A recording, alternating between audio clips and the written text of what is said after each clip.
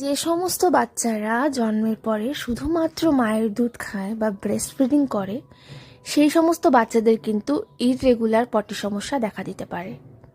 তবে এটা কিন্তু টেনশনের কোনো কারণ নেই। টেনশনের কারণ তখন হবে যদি আপনার বাচ্চা ঠিকঠাকভাবে ইউরিন পাস না করে প্রতিদিন। টেনশনের বিষয় তখন হবে যদি আপনার বাচ্চার ওজন বৃদ্ধি না হয়। টেনশনের বিষয় তখন হবে যদি আপনার বাচ্চা অ্যাক্টিভ না থাকে। টেনশনের বিষয় তখন হবে যদি তার মধ্যে কোনো এনার্জি না থাকে। আপনাদের খেয়াল রাখতে হবে যদি আপনার বাচ্চার এই পটি সমস্যাটা দেখা যায় এবং তার সাথে সাথে এই সমস্যাগুলো থাকে, তাহলে কিন্তু অবশ্যই আপনাকে আপনার ডক্টরের সাথে কনসাল্ট করতে হবে। কারণ বাচ্চাদের যদি থাইরয়েডের সমস্যা থাকে তাহলে কিন্তু এই সমস্যাগুলো দেখা যায়।